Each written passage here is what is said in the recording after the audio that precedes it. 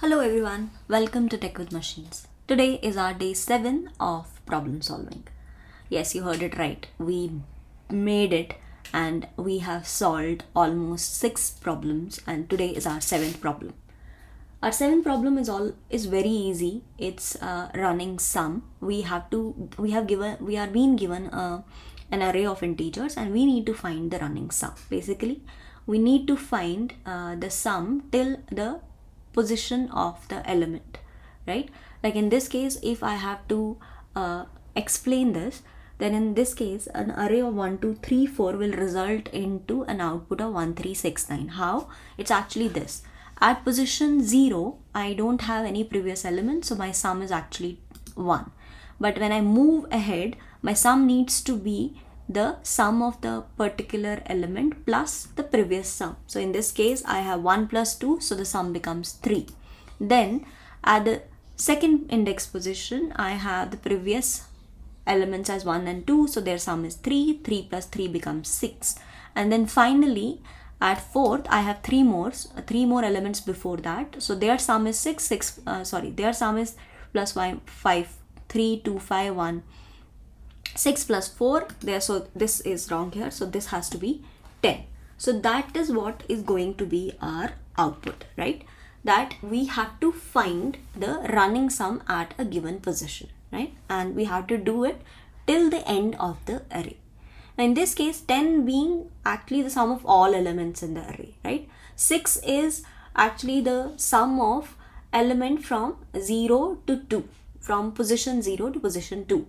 3 is the sum of all elements from position 0 to 1, and 1 is sum of all elements starting and ending at position 0, right? Because there is no previous position here. So in this case, as you can see, it's all about having the state or having the track of the previous sum. So if I have already calculated 1 and 2 at the position 2, I will not need to calculate it again. I can simply go back and add it to the current element, right? So that is how we are going to solve it. Otherwise, with the brute force, what you would have to do would have been that at every position you'll keep on going and you will keep on basically summing it up, right? In this case, we don't need to go back till the beginning of the array. We can just take the previous sum, because that will actually be already having the sum for all the other elements which are being preceded by it, right? So in this case, what we'll do is we can, because our first position is always going to remain the same element itself, the sum is going to remain same, so maybe we can start only iteration from index position 1. So in this case, if I is 1, then I have an element at 2, so what will happen? Basically the value at 2, which is the value at the position 1, will become 2 plus the previous position, which is I minus 1, which is 0. So this is going to become 3. So I'm going to keep at the position 1, 3. So basically in this iteration, the array will actually look like this. The array will become 1, 3, 3, 4. Then finally at I equal to 2, the value at the second position is 3. So basically at the second position now, what will happen? It will add 3 plus the previous position sum, which is 3. So that is going to become 6. So basically array is going to become 1, 3, 6 and then 4, right? Now I equal to 3, which is the last one. What will happen? Let's copy this and I'll modify it accordingly. So this is the third iteration, right? In this third iteration, what is happening? At the third position, I have an element called 4 plus the previous position I have the element 6. So when I do 4 plus 6, it becomes 10. So basically the element at the last position, or the sum at the last position, is going to be 10. So it's as easy as you can see that I just iterated it in a linear time and was able to get the sum by just tracking the previous sum from the previous position, right?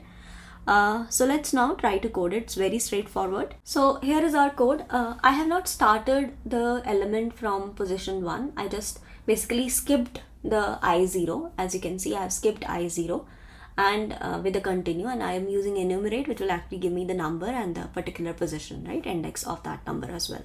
So in this case, what is happening is I actually don't need to really get I can actually just get it from self.nums. I can just do n here instead of doing self.nums. Basically we don't really need it, so let's change it back to the index position only. So enumerate is not needed. We'll go back to I in range, and I'm going to take it a whole range because I've already skipped the position 0. So I will take the whole length and then simply sum it with the previous position, right? So let's run this, and as you can see, we have the element as 1, 3, 6, 10, output as 1, 3, 6, 10. That's it about today's problem. It's a very straightforward problem. Again, time complexity order of n, a linear, and there is no space complexity because we didn't use an extra space. And that's about the running sum. So I hope you liked today's video, and I hope you are enjoying these videos about data structure and algorithms. Hope you continue to subscribe and watch my videos, and if you like this video, please remember to give a thumbs up and please do subscribe.